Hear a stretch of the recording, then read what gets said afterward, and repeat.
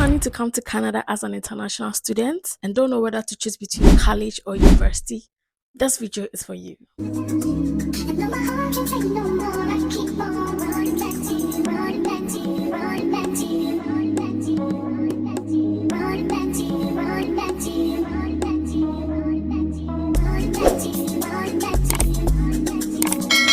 Hi guys, come to my channel. If you're new here, my name is Namis. You can call me Namis. So today, I'll be talking about an important topic that confuses a lot of people. The difference between college and university in Canada. Let's start with the basics. In Canada, college and universities are not the same thing, like in some other countries. In Canada, college focuses more on practical, hands-on training like nursing, PSW, the same thing as a personal support worker, or business administration. Universities focus on academic and theoretical knowledge. They offer bachelor's degree, master's, and PhDs. So if you're aiming for something more research or theory-based, university is your path. College prepares you early for the job market in Canada because in college, everything is practical and hands-on training.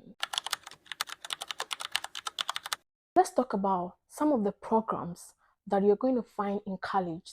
You find programs like nursing, personal support worker, graphic design, trades like plumbing, electrical works, carpentry. These are some of the programs you'll find in college. While in university, you find programs like psychology, engineering, law, political science, and medicine. But with the medicine, you need to get a first degree to pursue medicine in Canada as an international student. College helps you to enter the workforce faster. They offer diplomas, certificates, and shorter-term programs, usually 1 year to 3 years. On the other hand, university programs are usually 3 to 4 years for a bachelor degree and longer for a graduate studies. Where your school is also counts. For instance, when someone is schooling in Ontario, in Toronto, in the city, someone is schooling in Nova Scotia, New Brunswick, tuition is not the same. Yes, province is one problem. The higher the province or the higher the city, the higher the tuition. Someone in Nova Scotia, someone in New Brunswick, someone in Ontario, Toronto, tuition differs. It might ranges from 7,000 to 20,000 per year in college, but there are some schools that are a bit cheaper. I know there are some schools that pay like 5,000, 6,000 in places like Nova Scotia, New Brunswick, Newfoundland. Yes, but everybody wants to be in Toronto, and Toronto is not cheap. There are schools in Toronto that are good schools, but it's not cheap. So you need to put that thing in mind. The higher the province, the higher the tuition. It's true. That one, it's very, very true. Wherever you find yourself, the city, the province, the small cities, tuition is expensive, yes, depending on where you're coming from. I'm from Ghana. Comparing the CD to the card, 7,000, 8,000, 9,000 is no joke. So you need to know your budget before you choose between college or university. In universities, tuition ranges from 15,000 to 40,000 per year. Yeah. And in some of the universities, tuition are calculated based on the courses you register. If you're registering 5 courses, one course can be, let's say, 1,000 plus. Yeah, so the more courses you register, the more tuition you pay. So one thing you also have to put in mind when it comes to university, 15,000, 40,000 per year. You should have between those budgets when you are planning to study in university in Canada. When planning to study in Canada, the main important thing that can make your Canadian dream come true is your admission, because that's the first step to hit that Canadian dream. Yes. So let's talk about the admission requirement. In college, with where I come from, which is Ghana, and I believe Nigerians, they enter into the university or college with their JAMB results. So let's break it down. So in Ghana, if you want to apply for a college in Canada, you only need your WAEC result, your transcript, and your results checker. And I think in Nigeria too, you need your JAM results, your results checker, and your transcript from your school. You are good to go. If you've done any course, like if you've done any certificate course back home after high school, you can add it to it. Yes. But if you don't have any qualification aside your WAEC results, you are good to go. Your WAEC result, your transcript, and your results checker. Some schools don't ask for results checker, but some schools do. Most schools ask for results checker because they want to check the results from the main source to find out if the results that you are giving to them is legit. And if English is not your first language, you need to get an English proficiency. Ghana, English is our first language. I think in Nigeria too, English is their first language. So if you are from countries like India, Nepal, Philippines, English is not your first language and they know. So you have to get your English proficiency to prove that you can study in English. The fact that Canada is a bilingual country, English is the most language that is mostly spoken in Canada. The only places that I know that French has taken over in Canada is Montreal. Yes, I know Montreal, they speak French a lot. But if English is not your first language, you need to get your English proficiency. In university, with the admission requirements, you need a lot, especially when you want to do your master's. You need to get your transcripts. If you want to do your master's, you need to get your recommendation letter. You need to evaluate your results. Yes, the worst evaluation, so that they're going to know whether your results match up to the Canadian grading system. You need English proficiency. There's a letter you need to take from your school to prove that you studied a course in English. And I know there are some schools that even if English is your first language, they will ask for that particular letter to show from your school that those courses that you said you studied was studied in English.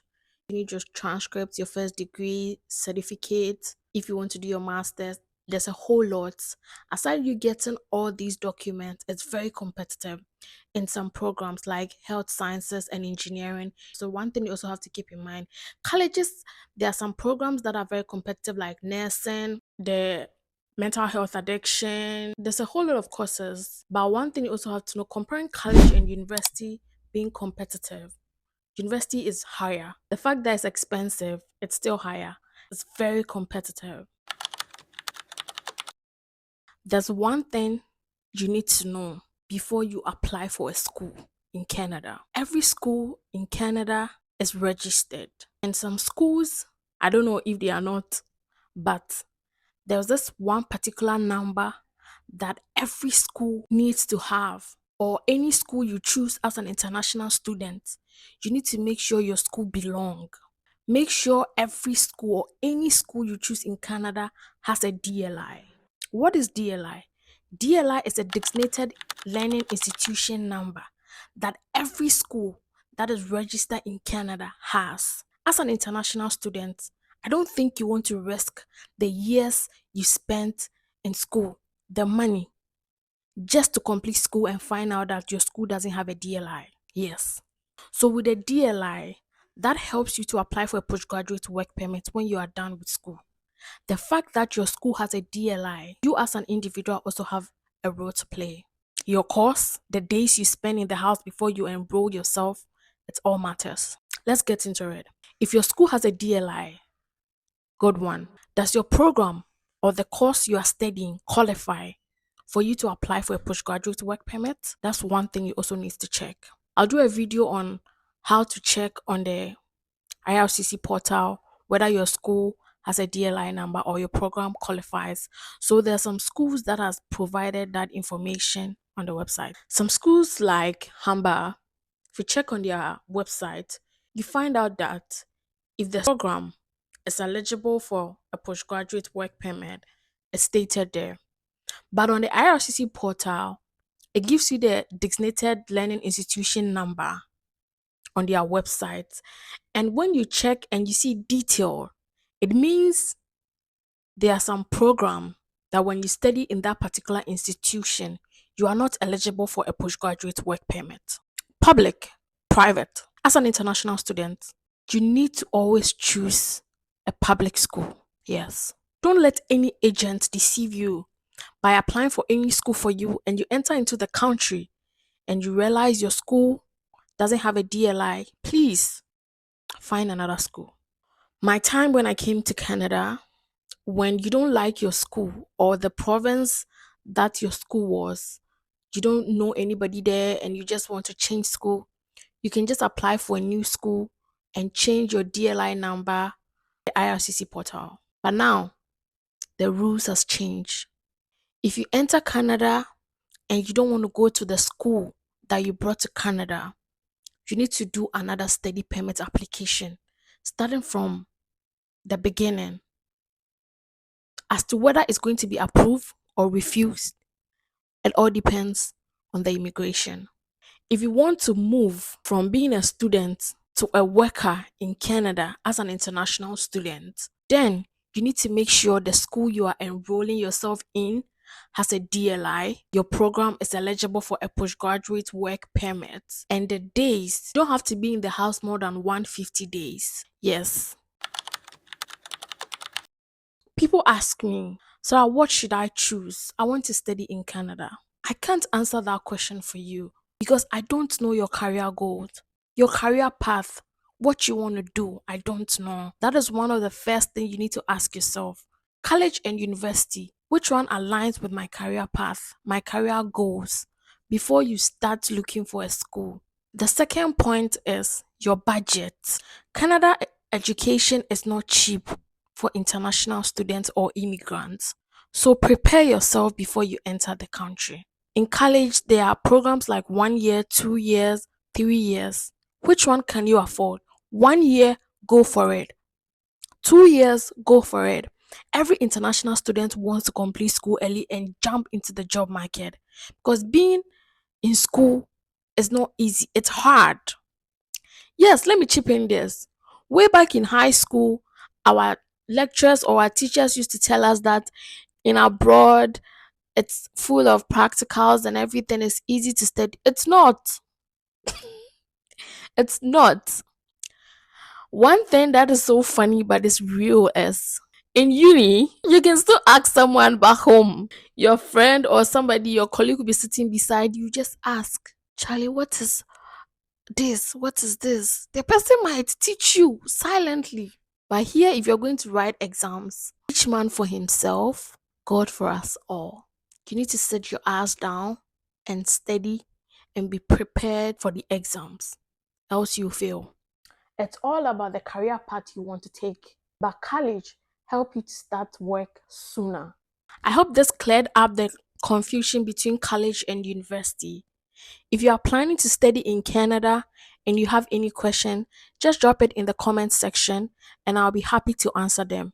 If you're already on the journey studying in Canada and you have anything to add up, just drop it in the comment section. It might be of help to somebody. Don't forget to like, share, subscribe to my channel. Turn on your notification bell and be the first person to be notified each and any time I release a video. Thank you so much for watching my video and see you in my next video.